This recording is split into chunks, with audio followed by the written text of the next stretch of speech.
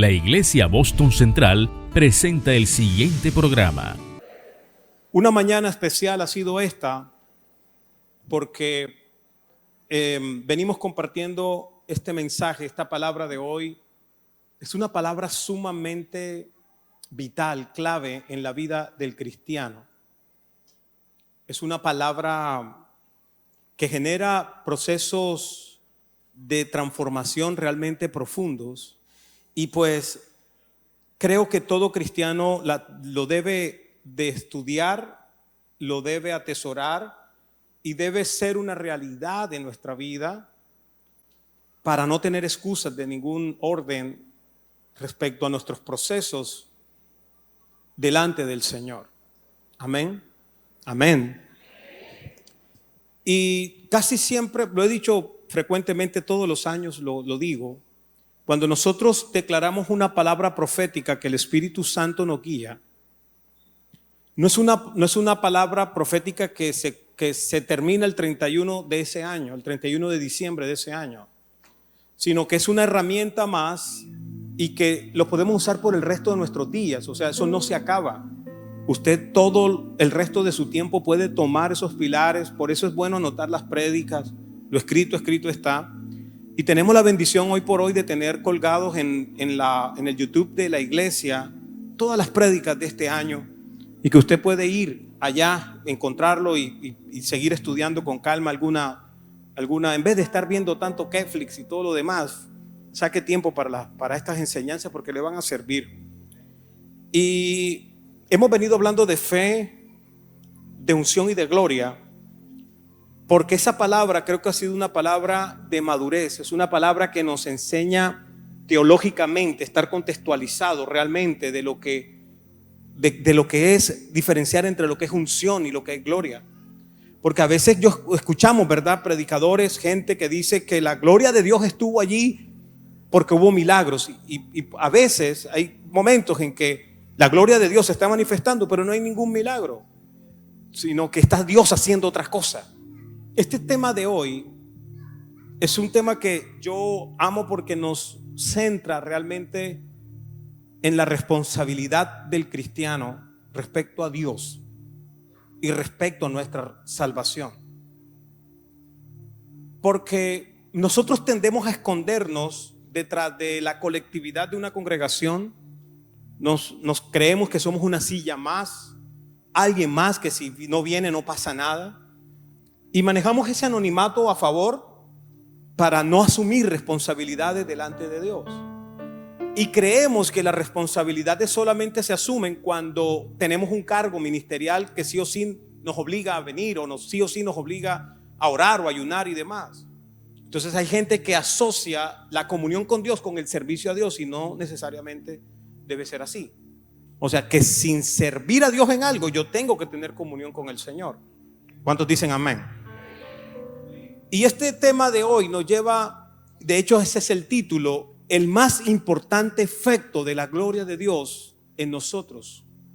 El más importante efecto de la gloria de Dios en nosotros. Vaya usted buscando en el libro de Efesios capítulo 5, pero yo le voy a hablar de Juan 5. En Juan 5, el Señor Jesús se cruza con un publicano llamado Leví, que luego lo incorpora, le dice sígueme, lo incorpora a sus apóstoles. Y él viene y va a una cena. Los publicanos eran los recaudadores de impuestos y eran considerados unos traicioneros de la patria, y además eran considerados unos abusivos, unos ladrones. Zaqueo, era por ejemplo un publicano, recaudador de impuestos. Y el Señor y los fariseos y los religiosos los consideraban pecadores.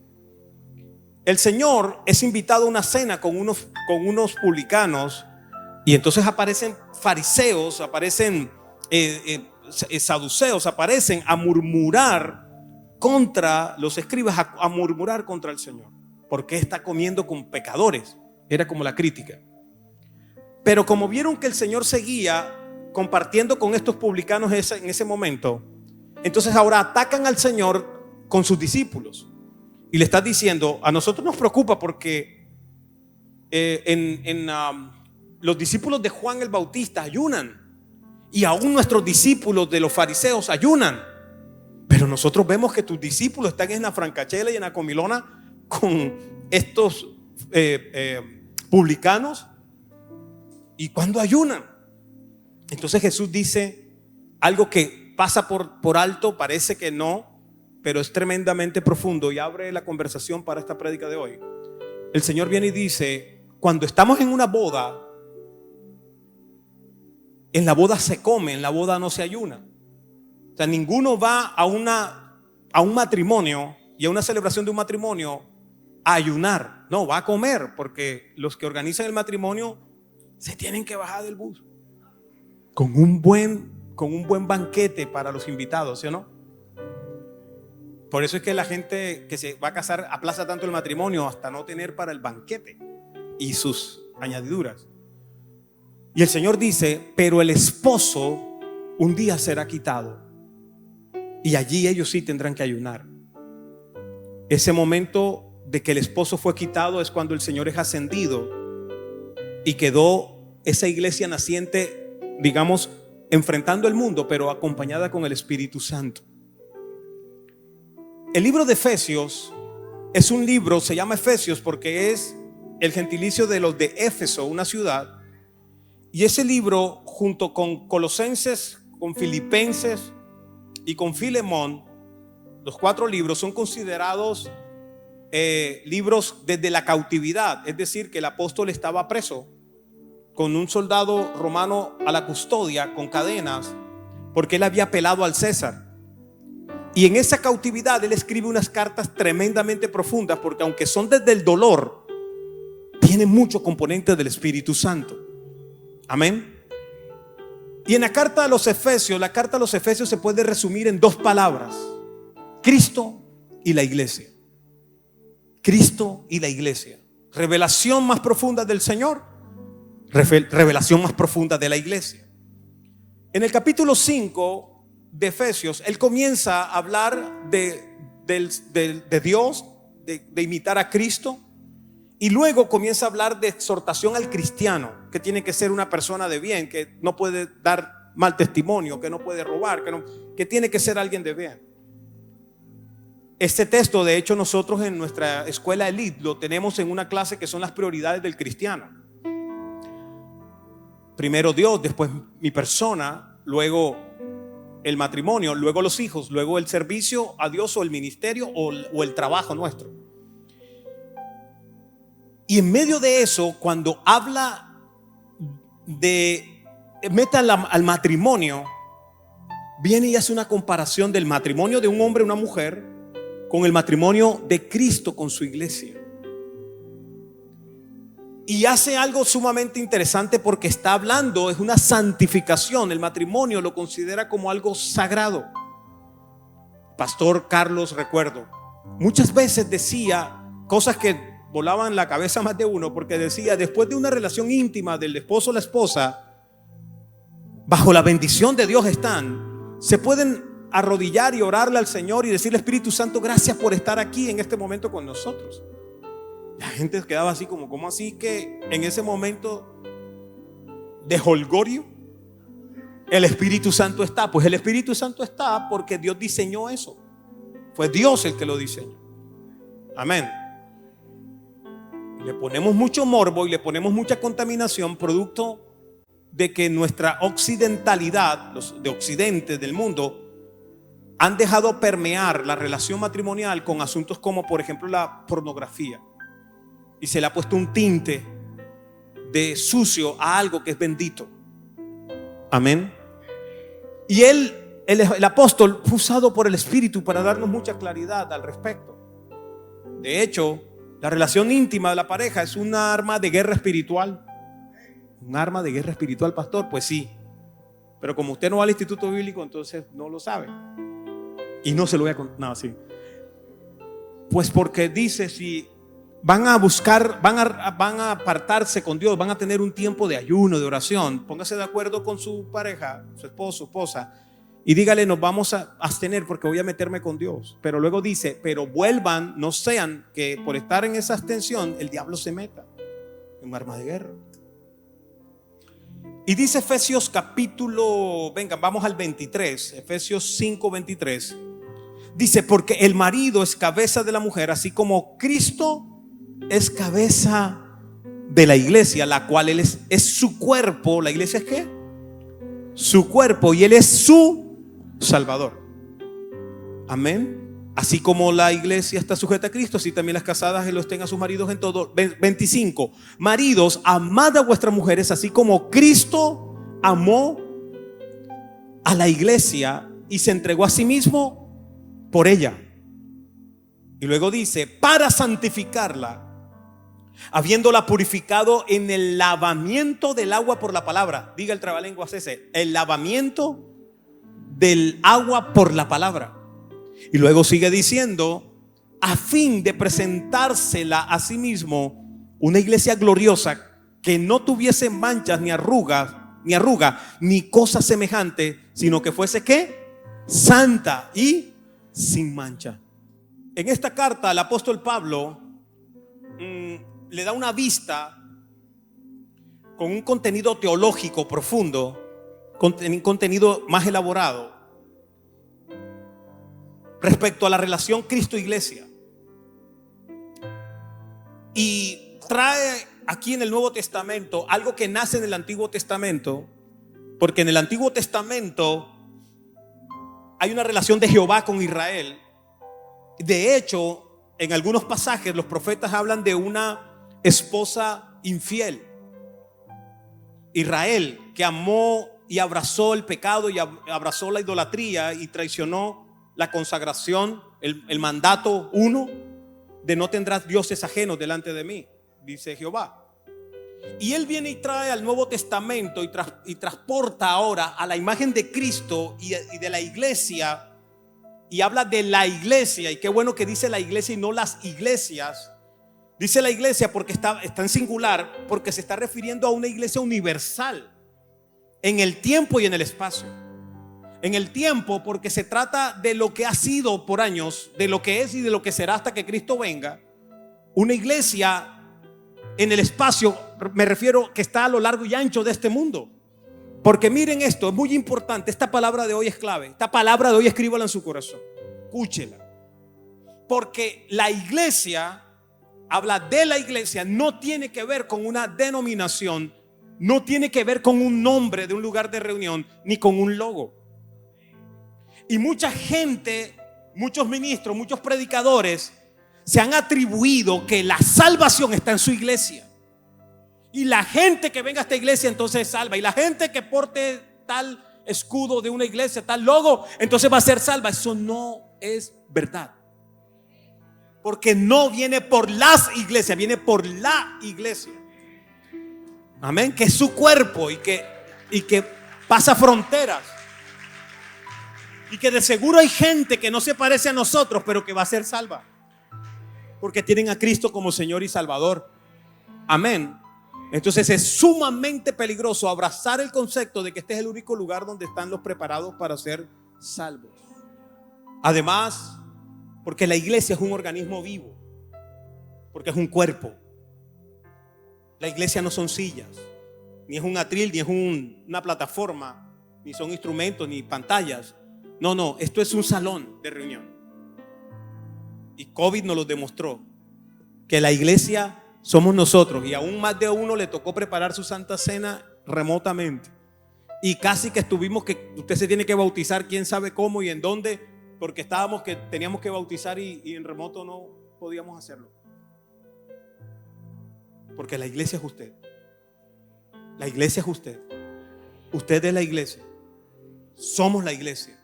Y tenemos que ser portadores de su gloria. ¿Cuántos alaban el nombre del Señor? Ahora, este pasaje que hace una exhortación a los casados, a los matrimonios, hace una comparación de la unión del hombre y la mujer como la unión de Cristo con la iglesia.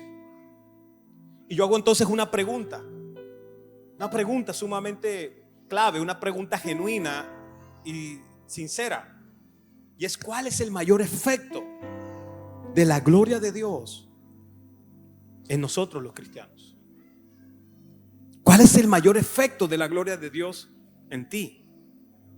Porque repito, pareciera que la gloria de Dios es lo estrambótico, el fuego, el gritar, el hablar en lenguas, el tirarse de rodillas. Gloria a Dios porque eso pasa, no digo que no. Pero ¿cuál es el mayor efecto? Y de eso se trata la predicación de esta mañana. ¿Por qué? Porque algo que hemos podido aprender, y si usted no lo ha aprendido, vaya de verdad a estas grabaciones y apréndalo. Hemos aprendido a diferenciar entre unción y gloria. Porque la unción es la manifestación del poder de Dios a través de las personas. Entonces, cuando hay paralíticos que se levantan, cuando hay endemoniados que son libres, cuando hay personas que dejan su vicio, la droga, el alcohol y demás, porque alguien oró, porque alguien impuso mano, porque alguien reprendió, es unción. Es manifestación del poder de Dios, pero es unción.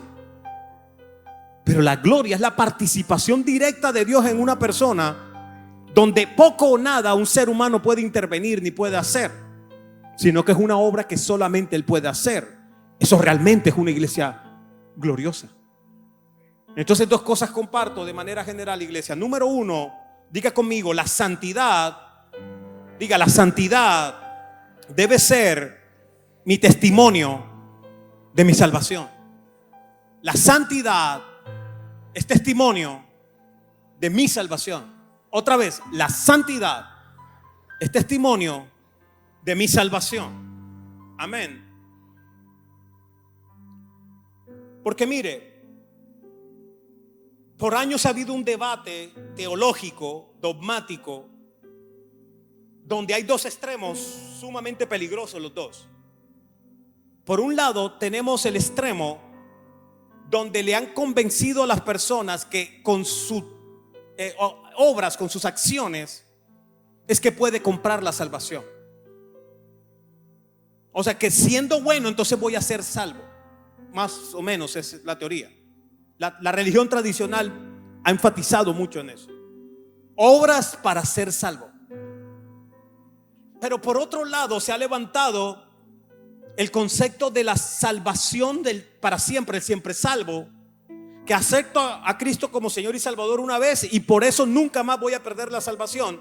Y eso ha llevado a que la gente sienta que tiene una licencia para pecar. Y si peco no pasa nada porque es que soy hijo de Dios y no, Él no me va a quitar la salvación porque me dio el regalo. Entonces se han ido a algo que es la supergracia, la hipergracia. Y ha traído es una suma de cristianos pecadores que están jugando a las iglesias. Que quizás muchos anoche estuvieron metidos en conciertos, drogándose, haciendo cosas, y quizás hoy están en un altar tocando un instrumento, haciendo algo que debería ser realmente hecho por alguien que tiene un convencimiento diferente. Pero como no le estamos dando valor a la salvación, entonces vamos a ese territorio. Ambos terrenos son peligrosos. El apóstol Pablo y Santiago nos ayudan a entender algo: que somos salvos por Cristo, por gracia, porque no puedo comprar la salvación. Yo no tengo actos, formas de ser la mejor persona de este mundo para comprar la salvación. Nunca podré. La única manera de entrar en el territorio de la salvación es a través de Cristo, mi Salvador. Amén. Pero porque soy salvo, debo dar testimonio de mi salvación. Se acabaron los amén. Porque soy salvo, se debe notar que estoy siendo transformado. Amén. Y eso se logra a través de un proceso llamado santificación. La santificación me ayuda a llevar un proceso de limpieza, de purificación de mi vida. Porque es que vengo del territorio de los que eran pecadores y estaban destituidos de la gloria de Dios. Pero ahora tengo que entrar en el territorio de los salvados por la gracia salvadora de Cristo. Pero porque estoy en ese territorio, tengo que dar testimonio de la salvación. Entonces, ¿por qué esto? Porque Cristo nos amó tanto, como el esposo ama a la esposa, como el novio ama a la futura esposa, que dio su vida por amor. ¿Y por qué dio su vida por amor? Porque con su sacrificio generó para nosotros el perdón de nuestros pecados. Generó para nosotros la liberación del poder de las tinieblas que nos tenía presos. Por su sacrificio en amor, nosotros somos libres de las iniquidades, de las maldiciones generacionales.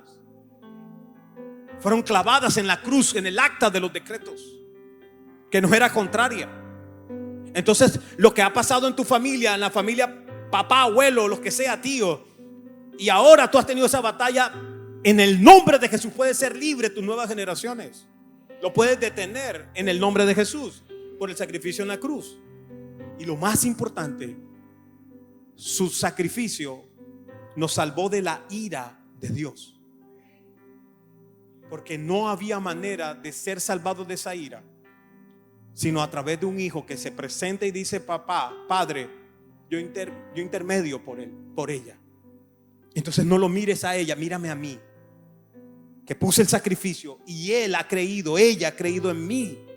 Por lo tanto, no se van a perder eternamente, no van a caer en tu ira. Y el padre dice: claro que sí, eres mi hijo, hiciste el sacrificio. Entonces eso se llama la obra redentora. Y la obra redentora trae en nosotros santificación. En la iglesia habla de la iglesia, una iglesia santificada. Pero entienda algo y asúmalo hoy, que la santificación de la iglesia significa la santificación de los individuos que son parte de esa iglesia, de ese cuerpo. En otras palabras, una iglesia no será santa si los individuos no tienen un proceso de santificación. Entonces no depende de un logo, ni el nombre de una iglesia, ni el nombre de un pastor. Depende de hombres y mujeres que abren su corazón al Señor para reconocer sus realidades, sus debilidades y sus situaciones, para que el Espíritu Santo de Dios haga el trabajo de transformación. Entonces por eso dice el texto bíblico que Él amó a la iglesia y se entregó a sí mismo por ella. Se entregó, es que lo hizo voluntariamente, el sacrificio de muerte, para santificarla, dice. La palabra santificarla viene del griego hagiazo, que significa hacer santo. Pero para que usted y yo lo entendamos mejor, significa consagrar. Quizás nos cuesta tener una medida de santidad, porque hay una palabra que es el faro para saber si soy santo o no. Pero hay una medida que tú sí la puedes saber, hoy la sabes, y se llama consagración. Consagración significa apartado para. Apartado para.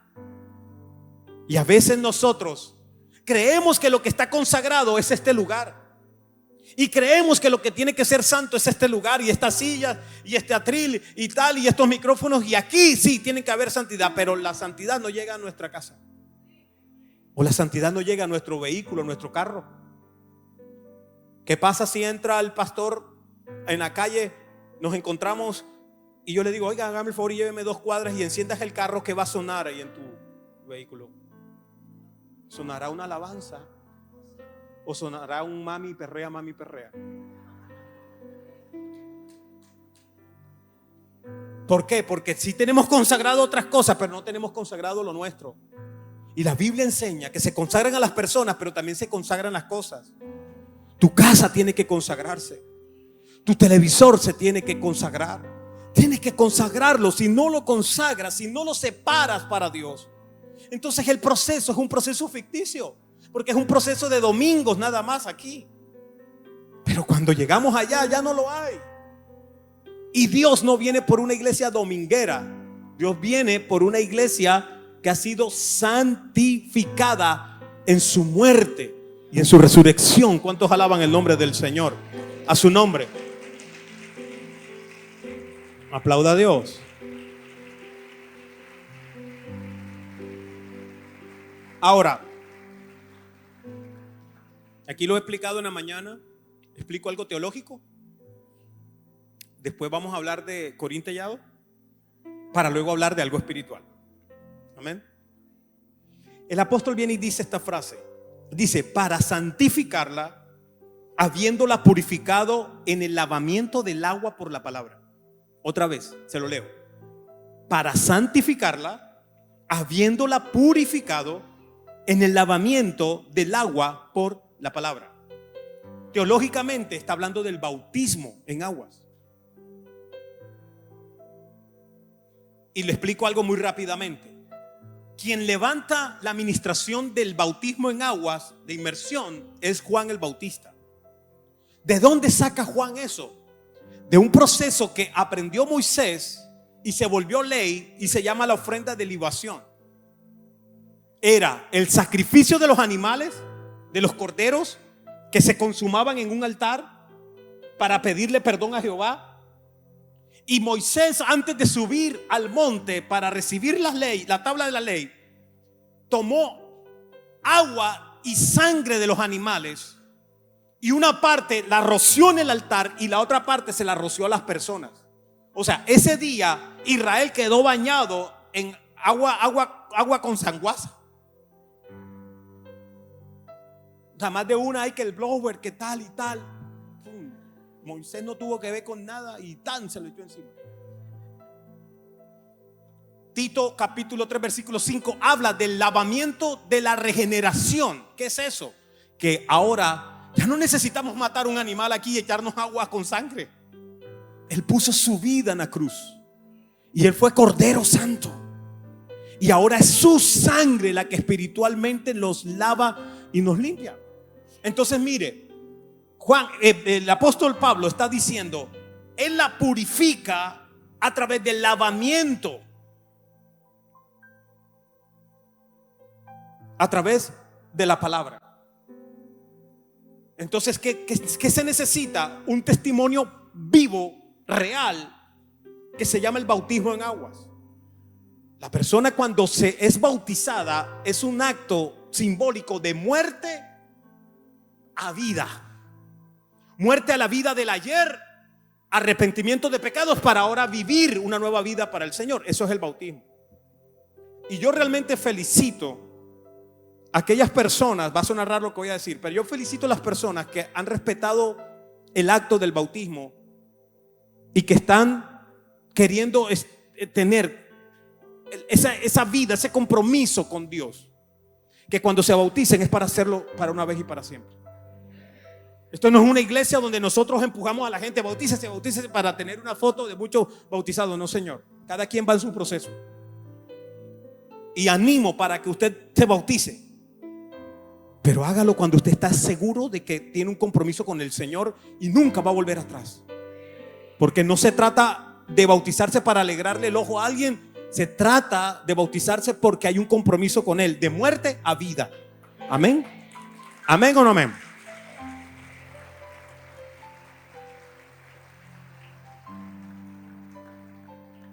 Ahora, corintellado.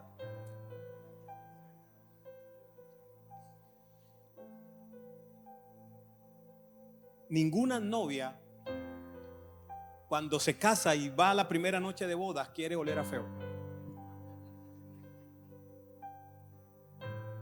De hecho, la modernidad se ha inventado algo que se llama el baño de novias, el baño de luna. Arman una tina y tiran ahí unas cosas y sales y tal y tal y tal. Sí, de todo eso. ¿Para qué? Para que la piel de la novia se la meten ahí, como cuando uno duró mucho tiempo metido en una piscina y sale con los dedos arrugados. Entonces la piel se ponga tersa y huela distinto. ¿Sí o no? Adobada. ¿Sí o no? Adobada.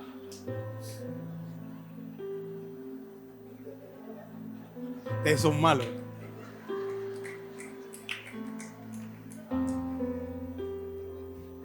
Y entonces resulta que en la antigüedad pues no había estéticas ni nada de esas cosas que hay hoy. En la antigüedad no había desodorante y no había mucha opción de tener. Nano uno de la iglesia, la mascota de la iglesia, Nano, está allá en la finca. Nano dice huelentina. Dice, pastor, ¿cuándo me regalar la huelentina? Yo, tranquilo, Nano, yo te traigo una huelentina. O sea, un perfume. Y el perfume en una mujer de la antigüedad para la noche de bodas era clave. Y por lo general era un perfume elaborado, costoso.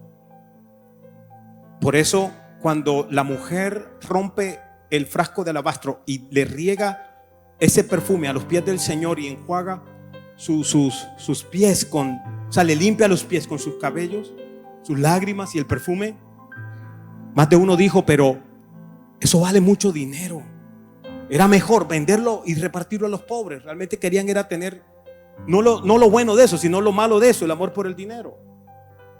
La mujer guardaba para su noche de bodas ese perfume, porque póngase en el contexto, no hay carreteras, todo es polvoriento, andan en sandalias, los pies están normalmente sucios, expuestos al polvo. No había oportunidades de tener el blower que tienes hoy. Entonces la mujer era purificada, lavada, bañada con especies y aromatizada para esa noche, para ese momento especial.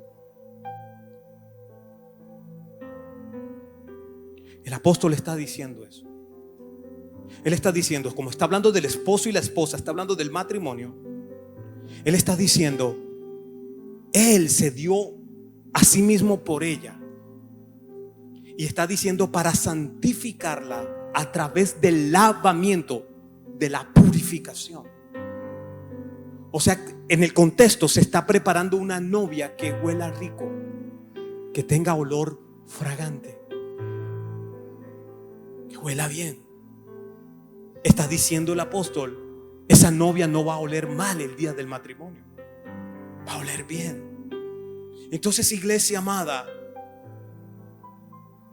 el apóstol Pablo lo que está haciendo es que, ahora voy otra vez a lo teológico, el apóstol Pablo está elevando el valor del bautismo en aguas. Pero cuando dice en el lavamiento por el agua de la palabra, está diciendo que aunque es un acto público de mojarse allí y salir, primeramente tiene que haber un bautismo espiritual. Tiene que haber un proceso de transformación de adentro hacia afuera. Tiene que haber un convencimiento de que no voy a volver atrás. Tiene que haber un convencimiento de que ofendí a mi Dios y que Él es mi Salvador y que tengo una nueva oportunidad para vivir. El apóstol le está dando una relevancia a este acto, pero ese acto exterior tiene que reflejar la purificación interior. El Espíritu Santo es el que obra eso en el creyente, porque la fe viene por el oír. ¿Qué cosa? La palabra. Y aquí el apóstol, cuando escribe el del agua por la palabra, es rema, no logos, rema, porque es la palabra revelada en nuestra vida. Y esa palabra nos purifica. Si usted no tiene acceso a la palabra del Señor, si usted no se ocupa de escuchar la palabra de Dios, si usted no se ocupa de meditar en esta palabra, que esta palabra sea un espejo para usted, entonces el proceso de santificación estará detenido. Pero si usted quiere soltar lo que ofende a Dios y quiere que el Espíritu Santo obre dentro de ti y salga lo que se llama el fruto del Espíritu, se necesita pasar por la purificación de esta bendita palabra activa en tu corazón. ¿Cuántos alaban el nombre de Dios? Entonces, número uno, la santidad es un testimonio de la salvación. Aquí no vinimos a decir que somos los más santos porque estamos reunidos un domingo aquí. Estamos diciendo que porque Él tuvo el favor y la gracia de salvarme, yo tengo que agradecerle viviendo un proceso de transformación. Nos lleva a lo segundo. Diga conmigo, una iglesia gloriosa. Diga, quiero ser una iglesia gloriosa. El versículo 27 dice, a fin de presentársela a sí mismo. Una iglesia ¿qué? Una iglesia ¿qué? Gloriosa. Que no tuviese mancha, ni arruga, ni cosa semejante, sino que fuese santa y sin mancha. Entonces, el objetivo de todo el proceso de amor de Cristo en nosotros es presentarse a sí mismo una novia. Es asegurarse un matrimonio espiritual, pero es una unión. Cuando habla de una iglesia gloriosa, aquí en el versículo 27, El término griego es endoxo. Doxa es gloria y endoxo es en gloria. Y endoxo significa dos cosas de manera general. Número uno, significa tener honor. Diga, tener honor. Significa ser honorable. Significa tener una reputación elevada. ¿Cuántas mamás hay aquí? Madres, mamás. ¿Y cuántas mamás de varones hay aquí? Yo voy a decir algo que usted ha dicho, pero que no lo dice aquí, sino que lo dice allá. Pero usted lo ha dicho. Cuando a usted no le gusta la novia de su hijo y usted ve que eso está cogiendo viaje para matrimonio, usted se le planta a su hijo y le dice: yo esa muchacha no la quiero para ti, porque esa muchacha, voy a decirlo en términos bonitos, términos apóstol Pablo, tiene dudosa reputación. En mi Biblia el costeño dirían: es una bandida. Pero eso lo dicen en otras iglesias. Acá no, que hablan bonito. Ninguna mamá quiere que su hijo se case con una mujer que no tenga un buen testimonio de vida. Ninguna mamá. ¿O no, mamás? ¿O no? Y usted es imperfecta y no quiere eso, que su hija se case con un bandido, uno de dudosa reputación. Ahora, ¿cuánto más nuestro Padre Celestial querrá para su Hijo Jesucristo una iglesia que sea honorable, que tenga honor y que tenga buena reputación? Pero le repito, no se tape con el nombre de una congregación ni con el logo de una iglesia. La iglesia es usted, soy yo. Entonces el Padre quiere que en usted y en mí se levante endoxos. Significa ser honorable para el novio. La segunda significancia de endoxo es ser espléndido. Otra vez corintellado. Tener un vestido hermoso.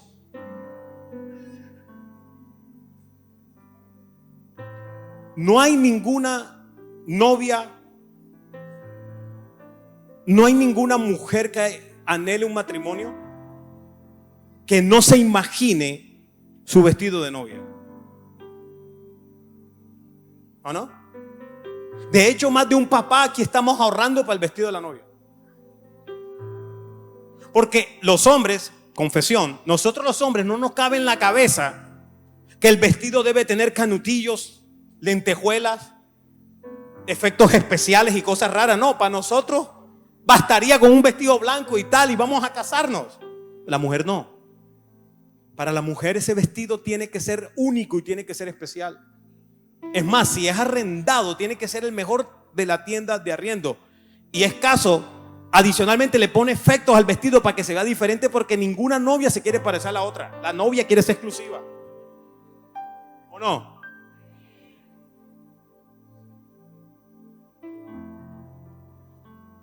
Es más, cuando uno va a ministrar el matrimonio, uno como pastor me ha tocado, entonces digamos que estamos aquí en la iglesia y le arman aquí a uno el altar para casar. El novio se para aquí y se para con cara de cordero degollado.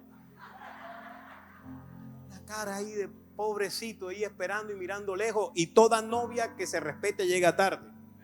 Es más, yo tomo una decisión. Yo le digo a las novias, el día del matrimonio: mire, cuando usted esté saliendo de la casa o del hotel, que ya va para allá, me llama, me avisa. Antes no. Hermano, no hay nada más complicado que estar esperando una novia que uno no sabe dónde está. Cuando usted vaya saliendo, cuente con su pastor que yo voy a llegar allá. Yo no espero a novia, el que espere es el novio, ¿sí o no? El pastor, ¿por qué? ¿Eso qué es, oye? No, en serio. Entonces, uno está aquí y el novio está allí. El novio puede ser un Ken, o puede ser como usted, así que es un poquito, sí, como así, como maltratadito.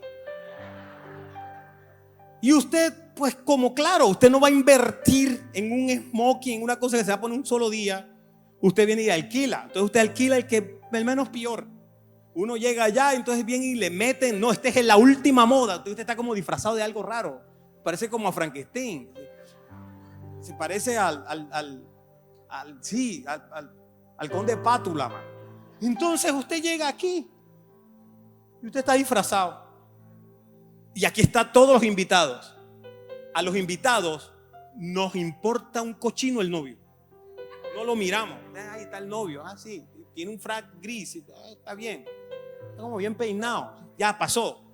Pero apenas suena el tin, tin, tin, tin, tin, tin, tin, tin, todo el mundo se coloca de pie. Aparentemente para recibir en honra a la novia. No, señores, para chismosear.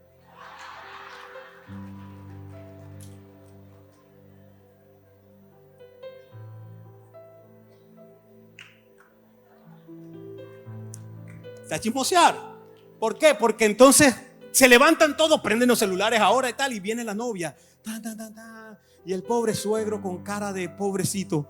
Ay, Dios mío, los suegros. Y entonces vienen con la novia y uno está aquí y uno está viendo el novio con cara de ay, enamorado ahí. Y viene esta con el vestido. Y entonces las mujeres tienen un radar en los ojos, pero viene de naturaleza, que con una mirada ya saben que los canutillos de allá abajo le pegan con los canutillos de acá arriba.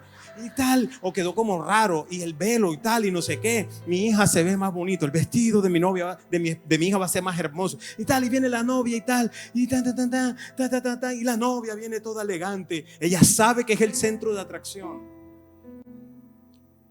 En esa boda del Cordero, los ángeles se van a callar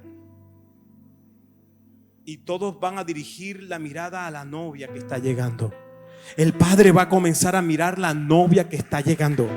Esa novia, como está vestida, tiene que ser honorable y tiene que tener un vestido que sea espléndido. Llegó la novia. La novia viene cuando ya la novia ya sabe que la están mirando, ya saben que es el centro de atracción. Ella se olvida de todos los demás y concentra su mirada en alguien, en el novio. Puede ser así un poquito como medio cachureto, pero es su novio, es su galán, se va a hacer su marido. Entonces para ella no importa lo demás, ahora a ella le importa es ese varón. La iglesia del Señor va a dejar de mirar la Nueva Jerusalén, las calles de cristal, el mar de cristal, va a dejar de mirar el río, va a dejar de mirar todo y van a poner la mirada en Cristo, en el Salvador. Estás allí, estarás en ese lugar porque Él dio la vida por ti, porque Él lo entregó, porque Él lo hizo, y tú serás esa novia honorable y serás esa novia espléndida para ese esposo. Pero mire algo, una iglesia experimenta gloria cuando en sus miembros se manifiesta de manera poderosa Dios, directa el poder de Dios. Pero una iglesia es gloriosa cuando su vestido de novia no tiene manchas ni tiene arrugas. Cuando el vestido es un vestido que está limpio y no está sucio. Porque imagínese el vestido de una novia manchado de café o de lo que sea. Imagínese un vestido arrugado de una novia. Esa es una novia descuidada y una novia que no le dio el valor a la cita con su novio, a la cita de su matrimonio. No existe tal vestido. Si la novia va al matrimonio, tiene que ir con un vestido sin mancha y sin arruga. Entonces aquí está diciendo el apóstol: para santificarla, habiéndola purificado en el lavamiento de la sangre por la palabra, a fin de presentársela a sí mismo una iglesia gloriosa, que no tuviese mancha ni arruga ni cosa semejante. Y aquí se pone la cosa tesa. Porque la palabra mancha viene del griego espilos, y espilos se utiliza metafóricamente para hablar de imperfección moral. Una mancha es una imperfección moral. Una mancha habla de una persona que es laxiva y que es dada al desenfreno. O sea, el apóstol está diciendo: todo matrimonio, la novia viene con un vestido espléndido y tiene un testimonio honorable. Por eso el novio se casa. Pero ahora está diciendo, no puede tener mancha. Y la palabra griega que utiliza el apóstol significa que no puede tener imperfección moral. No va a ser un matrimonio con una iglesia que esté en el desenfreno del pecado. El apóstol Pedro escribe en su segunda carta, capítulo 9, voy hasta el 13. Él dice: sabe el Señor librar de tentación a los piadosos, a la gente que está en proceso de santificación, pero reserva a los injustos para ser castigado el día del juicio. Entre paréntesis, a mí me preguntan muchas veces: pastor, yo no entiendo qué hace Dios, porque este hombre es malo, este hombre me deja con hambre, este hombre no le da el dinero a mis hijos, este hombre está hablando mal de mí, este hombre ha mentido en el juicio y me está dejando. ¿Por qué Dios no lo mata? ¿Por qué Dios no le da? ¿Dónde está Dios? Y espérese, nosotros con nuestra mente carnal creemos que Dios tiene unos secuaces, unos gatilleros para ir a matar. La historia no se acaba aquí, la historia se acaba allá, el día del juicio. Pastor, pero ¿ya para qué? ¿Ya para qué? Asegúrate de que el proceso de santificación esté en tu vida, que honres el sacrificio de Cristo y su salvación en ti. Porque esta palabra bendita enseña que el destino de la gente piadosa será una vida eterna en ese matrimonio. Pero la palabra enseña que para los injustos, los malos, el destino es el lago de fuego y azufre. No es el infierno. El infierno está hoy activo para recibir a los pecadores que mueren. Pero dice la palabra que al final el infierno será echado en el lago de fuego y azufre. O sea, imagínese el problema. Si el de ahora es tormento, ahora imagínese una eternidad en el lago de fuego y azufre. Ese es el destino para la gente mala. El apóstol sigue diciendo que ese destino es mayormente para aquellos que, siguiendo la carne, andan en concupiscencia e inmundicia y desprecian el señorío, la autoridad de Dios. Atrevidos, contumaces, no temen decir mal de las potestades superiores. Ojo con los que se ponen que le piso la cabeza al diablo y que le doy 3 puñaladas al diablo y le tiro. Deja de estar diciendo locura, que está diciendo, mire lo que dice el apóstol. Dice mientras los ángeles, que son mayores que nosotros en fuerza y en potencia, no pronuncian juicio de maldición contra las potestades superiores delante del Señor. Déjele esa tarea a Dios. Versículo 12. Pero estos, hablando mal de las cosas que no entienden, como animales irracionales, nacidos para presa y destrucción, perecerán en su propia perdición. Ojo lo que dice el 13. Recibiendo el galardón de su injusticia. O sea que hay un premio para los salvados y hay un premio para los perdidos. Y dice: ya que tienen por delicia el gozar de deleites cada día. Estos son los deleites de cada día: inmundicias. ¿Y qué dice ahí? Manchas. ¿Qué dice? Manchas. Quienes aún mientras comen con vosotros, o sea que están dentro de la iglesia, se recrean en sus pecados, sus errores. Es decir, que cuando se habla de manchas, es todo lo contrario a la pureza. Una mancha es impureza, lo contrario es pureza. El pecado es esa impureza. El pecado es una vida en bajeza. Entonces, el pecado, la mancha, su característica es la impureza moral. Es vergonzosa. Escuche esto.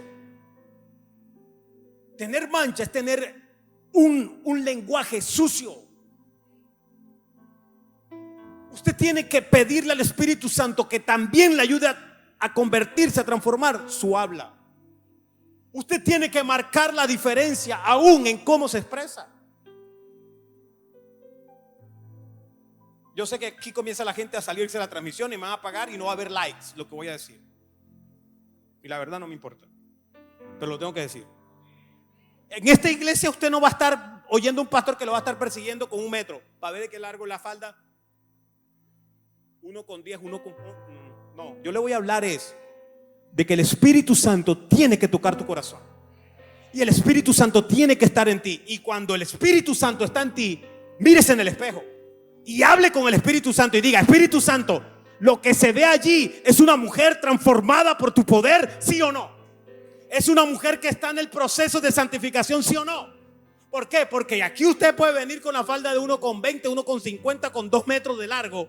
Pero si usted tiene en el corazón, está mostrando la delantera, el mediocampo y hasta el arquero, eso no hay pastor que lo aguante. Por eso se tiene que convertir el radio de tu carro, pero también tiene que convertirse tu armario, tu closet. Perdóneme, yo sé que no hay likes y yo sé que los amenes se acaban y yo sé que a la gente no le gusta, pero lo tengo que decir. Yo no le estoy hablando de que aparente ser cristiana, de que aparente ser cristiano intencionalmente. Para los que están por radio y no me están viendo, no estoy vestido hoy con saco y corbata. El domingo me voy a poner, es Santa Cena, Dios mediante estaremos aquí. Hoy vengo más relajado, porque yo no le estoy hablando de apariencia. Estos son simplemente trapos que la polilla los corroe, enseña la palabra. Yo le estoy hablando del corazón, que la gente perciba que en ti hay un proceso de santificación. Porque ¿qué pasó? Que lo que Jesús estaba ministrando en los discípulos los hacía hablar diferente, expresarse diferente. Una mujer de Dios es una dama, un hombre de Dios es un caballero.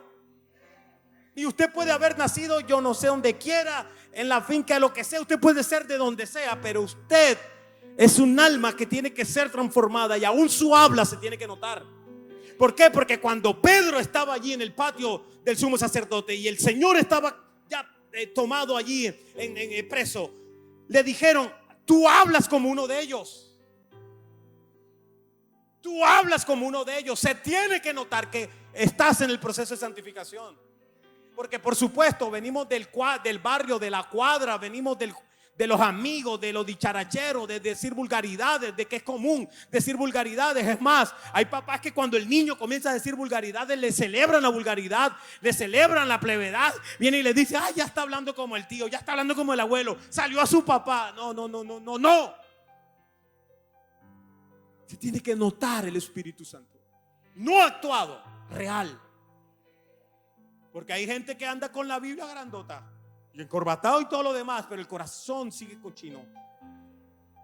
No sirve la apariencia, pero tiene que haber un proceso de transformación, y el Espíritu Santo lo tiene que hacer en ti, lo tiene que hacer en mí. Entonces la novia no puede ir siendo una novia que va a mostrarle al novio. La novia tiene que mostrarse decorosa, porque es su noche especial. Y no está para conquistar a otros hombres, está para alegrar el corazón de su esposo. No sé si me está entendiendo. Por eso el apóstol está diciendo: el vestido de la novia no puede tener manchas. A veces el vestido está limpio, pero la lengua está manchadísima. Usted se imagina al Señor Jesús hablándole ahí. Y tira para acá, cuadro, no. Somos embajadores del reino. Y como embajadores del reino, tenemos que, de verdad, el Espíritu Santo nos tiene que ayudar para mostrar realmente lo que el Espíritu está haciendo en nosotros. Yo sé que este mensaje apaga transmisión,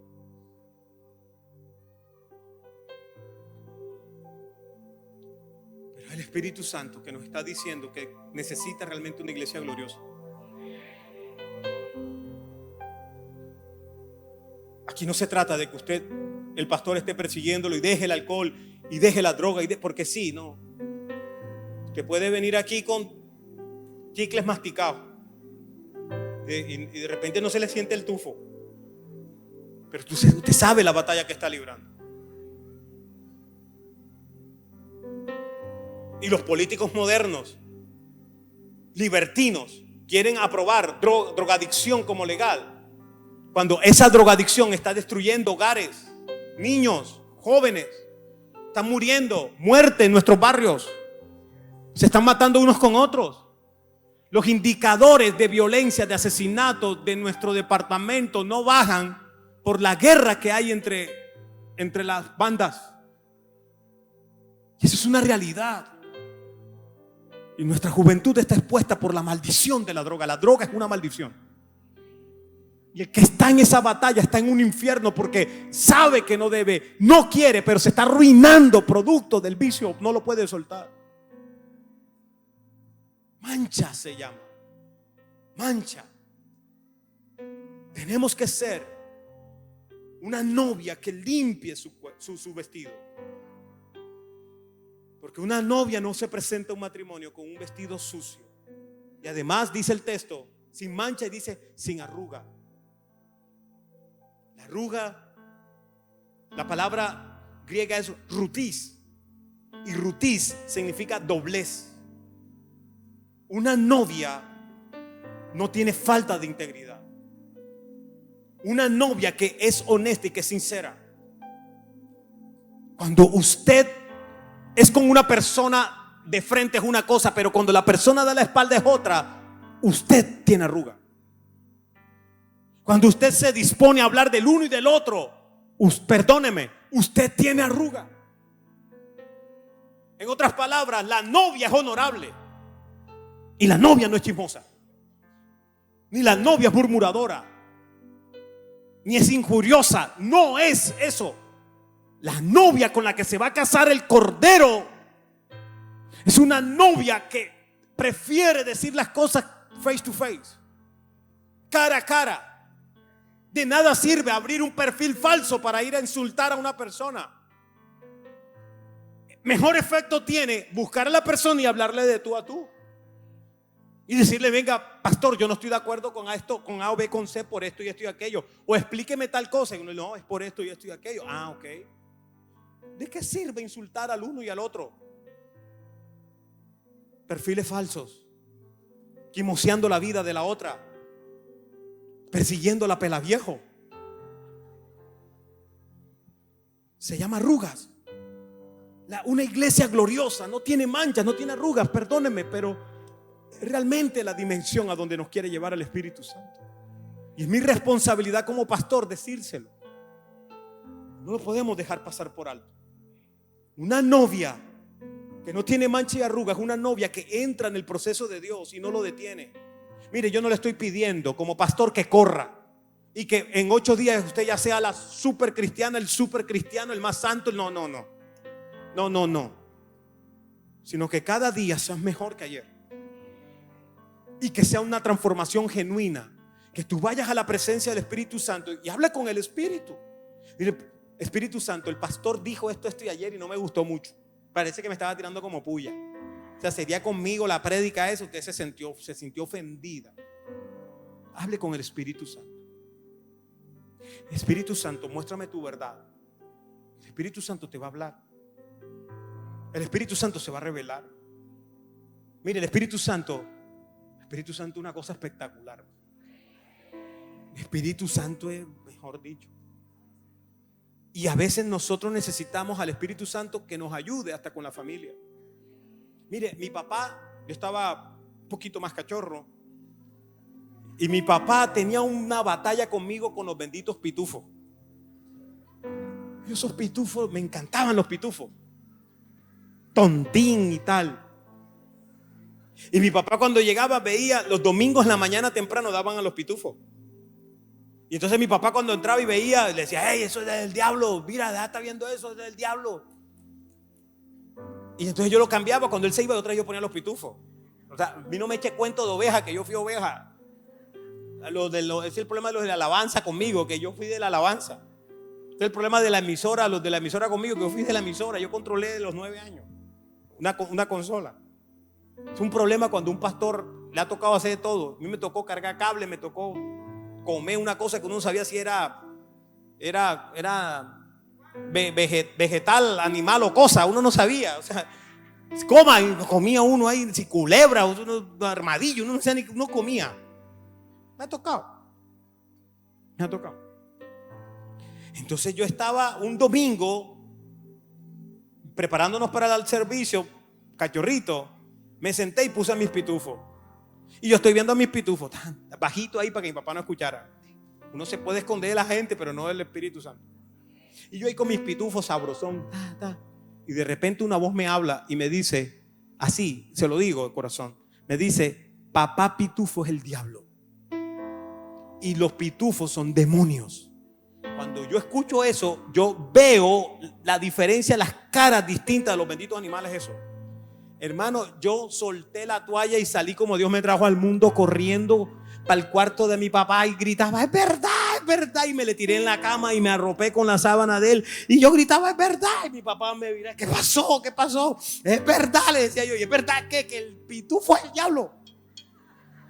Y se echó a reír y me dijo, gloria a Dios. La gloria de Dios sirve para eso. Usted quiere que la hija, el hijo, alguien deje una cosa, tírele la candela del Espíritu Santo. El Espíritu Santo sabe cocinarlo a uno. Yo hasta ese día llegué con mis pitufos, sin mancha, sin arruga. Es una novia que no puede llegar al matrimonio con el vestido sucio ni con el vestido arrugado. Luego sigue diciendo el apóstol, y con esto terminamos. Dice, a fin de presentársela a sí mismo una iglesia gloriosa, que no tuviese mancha, ni arruga, ni cosa semejante, sino que fuese santa y sin mancha. Diga, santa y sin mancha. Esa palabra santa a uno no le gusta mucho. Suena santurrón. Pero el Espíritu dice, eso es lo que quiero en ti. Ahora, lo ayudo.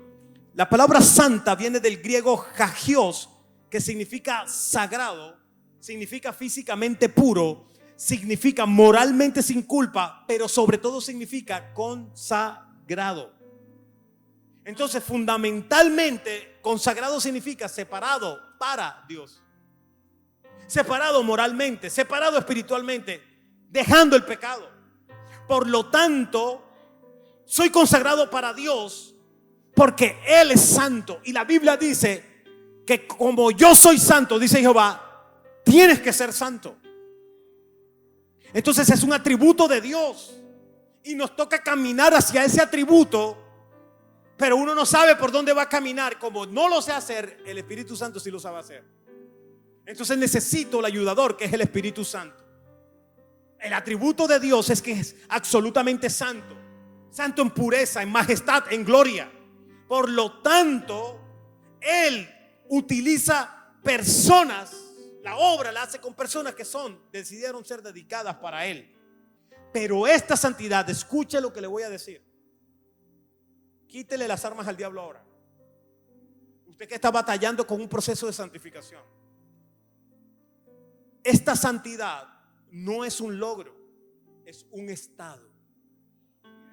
Se lo repito. No es un logro, es un resultado. Porque si fuese un logro, usted es el que logra ser santo. No, usted simplemente se dispone a ser consagrado para Dios.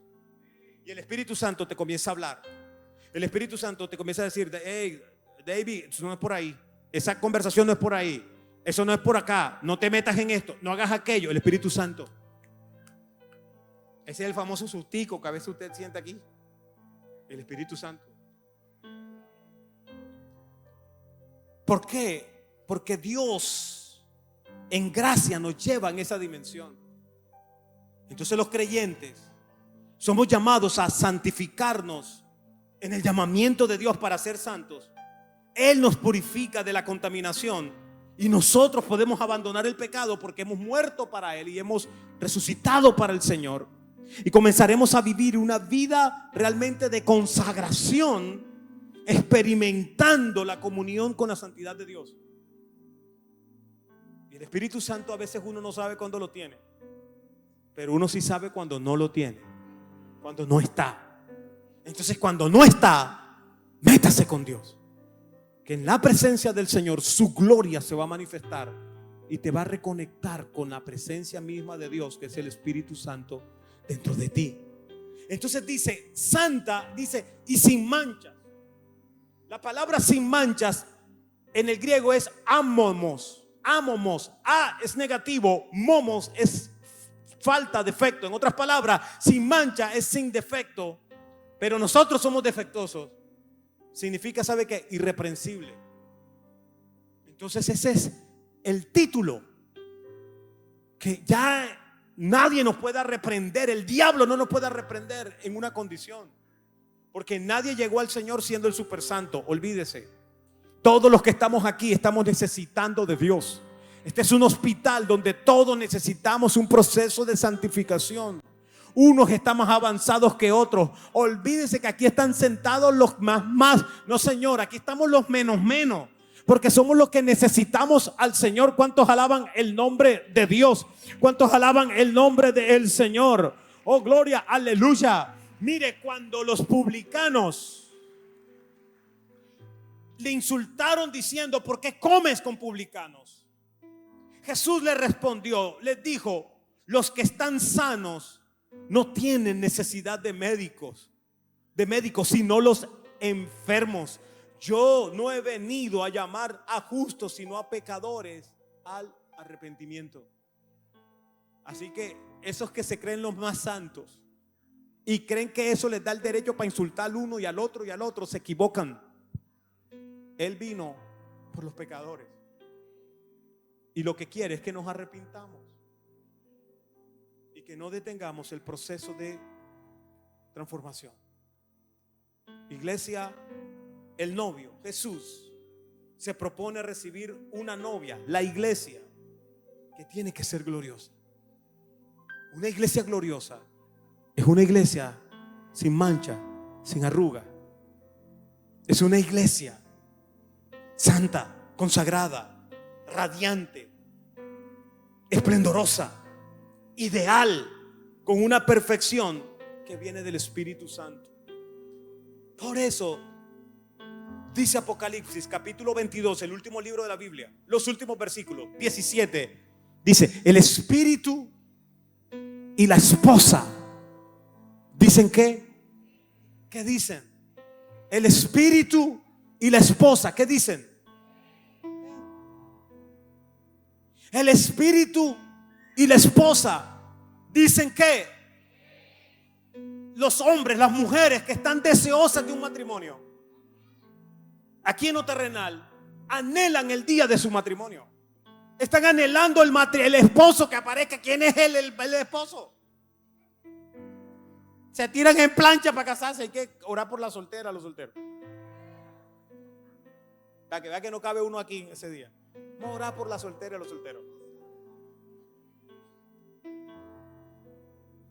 ¿Por qué? Porque estás en la edad de merecer y anhelas esa esposa, anhelas ese esposo. Entonces tú le oras al Señor casi todos los días: Señor, ese esposo, esa esposa. Bueno, la iglesia tiene que hacer esa oración respecto al Señor. El Espíritu Santo es nuestra compañía. Él es el que nos va a presentar. El Espíritu Santo llegará con la iglesia a la boda del Cordero. En la gran tribulación no habrá Espíritu Santo en esta tierra. Se fue con la iglesia después del arrebatamiento. Y ese Espíritu Santo le dirá al Padre y le dirá al Hijo: aquí está la novia. Estuvimos clamando por años, por siglos: ven, ven. Ven, ven, ven. Llegó el día de la boda del Cordero, de las bodas preciosas. El Espíritu dice: aquí te la presento. Una iglesia purificada, una iglesia lavada, una iglesia que está siendo santificada, una iglesia sin mancha, una iglesia sin arruga. Mire, roguémosle al Señor que usted y yo seamos parte de esa iglesia y que ese día nosotros seamos de los salvados. Ese día dará la cuenta, la historia, diciendo: valió la pena renunciar al pecado, valió la pena soltar lo malo, valió la pena consagrarme para Dios. ¿Por qué? Porque ese día, oh aleluya, celebrarán el matrimonio los salvados, los santos. Y yo quiero estar. Yo no sé usted, pero yo quiero estar. yo quiero estar. Yo sé que usted quiere estar. Yo quiero estar. Yo le digo, Señor, ayúdame. En mi imperfección, ayúdame. En mis batallas, ayúdame. Porque yo quiero estar. Que el Espíritu pueda decir conmigo. Que yo pueda decir con el Espíritu, ven, ven, ven. Y poder disfrutar las bodas del Cordero. Y llegar como esa novia espléndida. Que el cielo va a detenerse para decir, llegó. Y veremos cara a cara al novio que nos salvó. Colóquese sobre sus pies y levante sus manos al cielo y dígale, Señor, ayúdame, Señor. Ayúdame, Dios. Una iglesia santa es una iglesia gloriosa. Y tenemos que crecer allá. Tenemos que crecer allá. Esta palabra de hoy es el núcleo de esta proclama profética. Es la esencia de esta proclama profética. Una iglesia gloriosa no es una iglesia de shows. No es una iglesia que se ufana, que aquí donde más se mueve el Espíritu Santo. No, Señor. Es el lugar donde más milagros hay. No. Claro que tiene que haber milagros. Claro que tiene que haber poder de Dios. Pero lo más importante es que haya proceso de santificación en cada uno de nosotros. Mire, lo diré de esta manera. Escúchelo. Cuando Jesús confronta a los que hicieron milagros, libertaron y profetizaron, les dice, apartaos de mí, hacedores de maldad. ¿Por qué? Porque más importante que la manifestación de la unción es que el efecto de la gloria esté en la iglesia. Él viene por una iglesia gloriosa, no una iglesia que haga milagros. Él viene por ministros que tengan el proceso de santificación, no por el que mejor predique. No. Entonces nos hemos equivocado. Le hemos dado prioridad a cosas. Y estamos buscando el ministro que hace el milagro, el otro que ora por el enfermo, el otro que ora, y que estamos buscando el que predica mejor. Pero nos estamos olvidando de lo fundamental. Y es ser una iglesia sin mancha y sin arruga. Y ese es el efecto de la gloria de Dios en nosotros. El más importante efecto de la gloria de Dios es su santificación en nosotros. Por lo tanto, pídaselo al Señor. Y dígale, Señor, no me abandones, ayúdame. Quizás usted se ha equivocado, quizás usted ha pecado, quizás usted su carne lo ha venido ganando, le ha ganado espacio, le ha ganado territorio. Pero hoy es un día donde el Espíritu te dice, hijo, hija, cuentas conmigo. Hay cosas que quizás tienes que soltar y tienes que detener, que le duelen a tu carne. Pero no puede ser con tu más, como dice el apóstol Pedro. No puede ser duro de corazón. Porque no estamos hablando de cualquier cosa. Estamos hablando de nuestra salvación. Levante sus manos al cielo y dígale, Espíritu Santo, obra en mí. Dígale, Espíritu Santo, haz tu obra en mí. Señor, ayúdame. Espíritu Santo, ayúdame. Dígale, ayúdame. El único que nos puede ayudar es Él. No hay otro, no hay nadie más, es Él. Dile, quebranta mi corazón. Dile, quebranta mi vida. Dígaselo de corazón. Hágalo una oración. Dígalo de lo más profundo de su alma. Porque estamos hablando de nuestra salvación, de tu salvación. Que el Señor nos ayude. Que el lavamiento en el agua de su palabra se manifieste en nuestro ser. Él está esperando una novia gloriosa, una novia honorable, una novia espléndida, una novia sin manchas, una novia sin arruga en su vestido. Él está buscando una novia genuina, de integridad, sincera, sin injuria en la lengua. Lo está buscando el Señor. Y dígale, Señor, ayúdame a mí.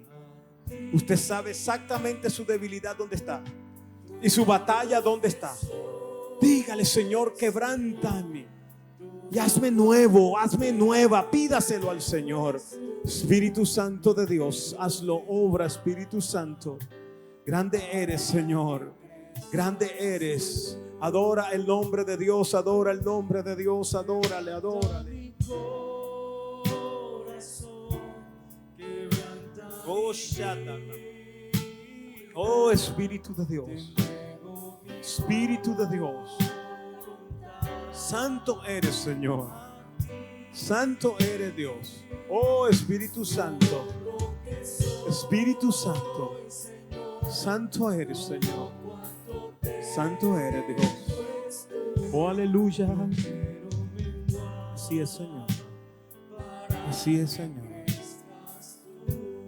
Si hay una persona que nos visita por primera vez, o segunda o tercera vez, y dice: pastor, yo quiero entregarle mi corazón a Jesús, yo le invito a que venga aquí al altar y permítame ayudarle, guiarle en una oración de arrepentimiento.